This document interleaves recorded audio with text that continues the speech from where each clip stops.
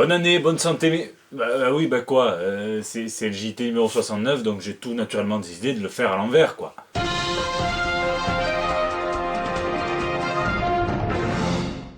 Voilà, non, on revient à l'endroit, je vais pas vous passer du Gainsbourg non plus. Je vous souhaite évidemment une excellente année 2017, hein, donc la santé, parce qu'apparemment on n'a qu'une vie, de l'amour, et si possible rien de trop tarifé ou alors pas trop cher, des comics, hein, alors ça par contre, cherchez pas, si vous voulez une jolie édition et du papier, vous allez devoir les payer plein pot ou d'occasion, et tout ce que vous souhaitez, parce qu'après tout, c'est vous les patrons de vos vies. Voilà, alors moi évidemment hein, j'aimerais pouvoir vous sortir toujours plus de vidéos, j'ai plein d'idées dans la tête, mais il faudrait que les journées soient 2 fois plus longues et qu'on ait plus besoin de dormir. Et surtout, continuez d'être au top comme ça, parce que chacun de vos commentaires, que ce soit sur les réseaux sociaux ou ici, chacun me régale et après tout, à chaque fois que je les lis, je me dis putain, on n'est pas grand chose. Bref, pour la toute première fois de l'année, on va passer aux news de la semaine. Et on se refait pas, hein.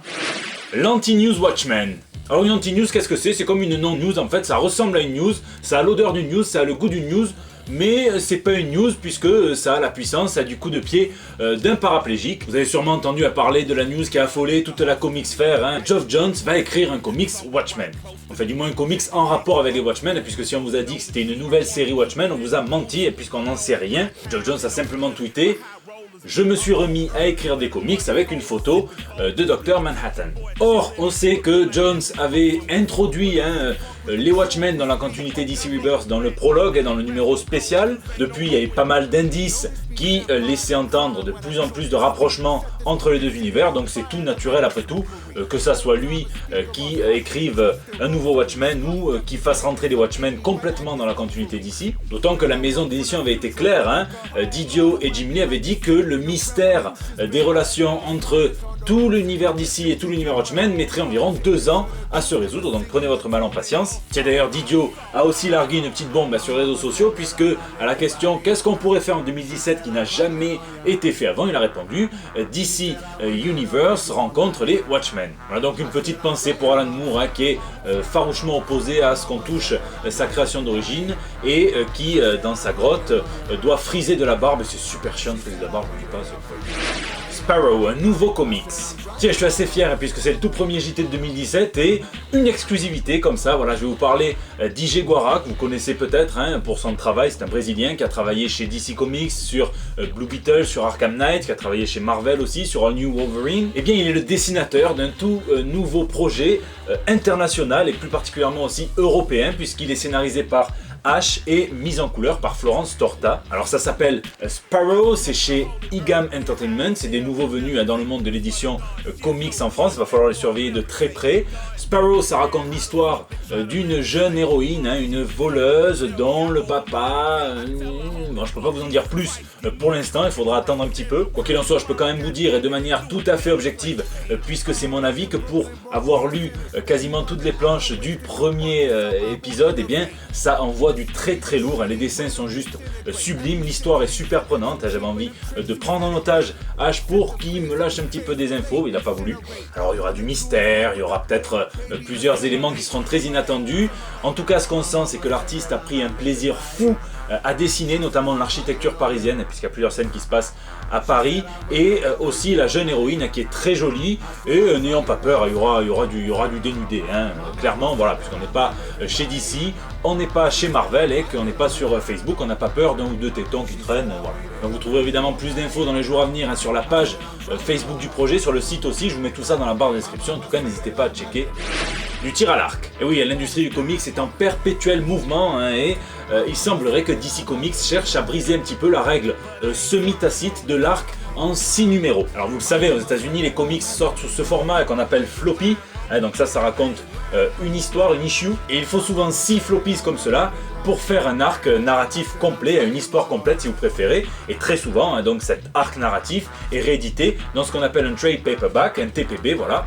Ça c'était pour la petite histoire à la Fred et Jamy. Et certaines sources racontent que DC voudrait réduire la longueur de leur arc narratif pour passer sur un arc en 1 à 3 issues. Alors je sais pas ce que vous pensez de ce genre de considération, peut-être que vous en battez royalement les couilles. Hein. Il y en a qui disent que la longueur ne doit pas dicter l'histoire, le format ne doit pas dicter l'histoire. Il y en a qui disent que c'est au contraire l'histoire qui doit dicter la longueur et donc le format. D'autres sont contre ces espèces de séquençage, de chapitrage très strict. Il y en a qui préfèrent donc les one-shots ou qui préfèrent quand chaque comics vient forger le prochain numéro et que l'histoire se met logiquement en place sans avoir besoin de découper tout ça. Je vous laisse choisir votre camp, quoi.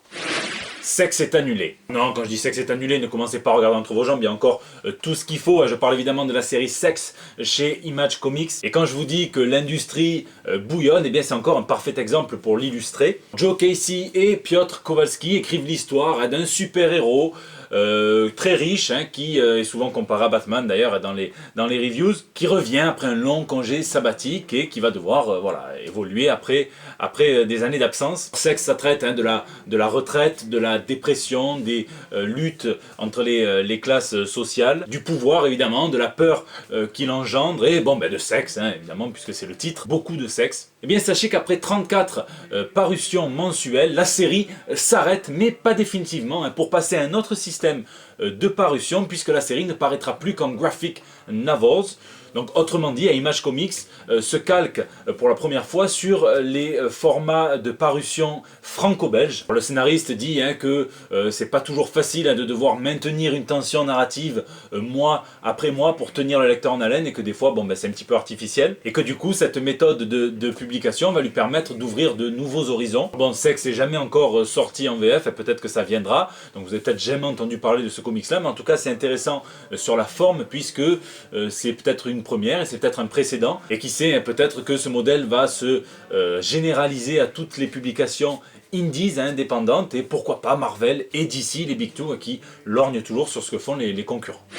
Ta-Nehisi Coates, dans une récente interview, l'éditeur en chef de chez Marvel Comics, Axel Alonso, a déclaré que Ta-Nehisi Coates, qui écrit actuellement la série Black Panther, n'était pas prêt de partir du titre. On savait qu'il avait signé déjà pour une deuxième année chez Marvel et Alonso tease même la probabilité d'une troisième année. Le scoop, c'est que il a tellement d'idées que ça pourrait ne plus seulement se restreindre à Black Panther et il pourrait travailler sur d'autres titres. Donc pour ceux qui auraient lu le run de Coates sur T'Challa, n'hésitez pas à me dire sur quel personnage vous aimeriez le voir en tant que scénariste.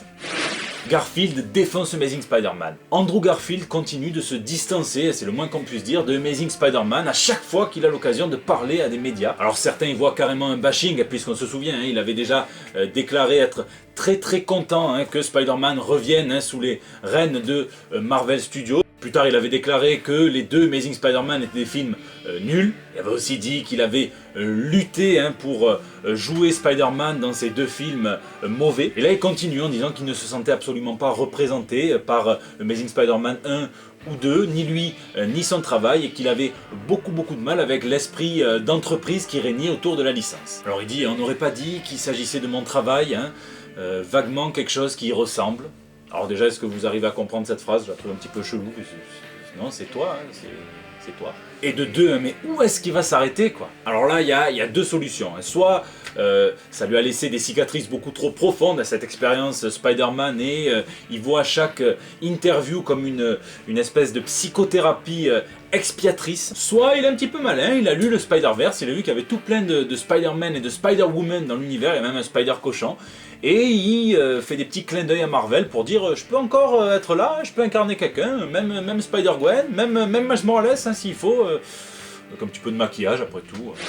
Miller et Trump. On sait que Frank Miller avait soutenu Hillary Clinton dans la dernière campagne américaine, ce qui peut paraître étonnant pour un homme qui a écrit Holy Terror ou qui a fait des déclarations que même Alain Finkielkraut n'aurait pas osé crier trop fort. Et dans une récente interview avec Brian Azzarello, il a déclaré qu'un président américain qui avait un meilleur pote au KGB, eh bien c'était quelque chose que même la fiction n'aurait jamais pu inventer. Dans un comics, on aurait trouvé ça simplement trop gros, ça aurait jamais été édité. Et Brian Azzarello s'empresse d'ajouter, c'est quoi la prochaine étape des nazis? Alors en fait, il s'agirait d'un des plus proche partenaire de business de Trump qui s'appelle Michael Flynn et qui serait soi-disant du KGB. Je vous avoue que j'ai pas trop poussé l'enquête. Mais moi je trouvais ça marrant de voir ce que Miller pouvait reprocher à Donald Trump. Voilà, c'est la fin de ce JT Comics, j'espère qu'il vous a plu. Je vous donne rendez-vous dès quand vous voulez, sur les réseaux sociaux, sur Facebook, sur Instagram, sur Twitter, sur YouTube, dans les commentaires. Vous pouvez aussi m'y laisser vos petits messages pour le bandeau. Pour les semaines à venir et pour tout 2017, évidemment, lisez et lisez. Je vous donne rendez-vous dès mercredi prochain pour des nouvelles toutes fraîches. Bon, je fais dodo, tranquille. Au KLM 69, JT érotique.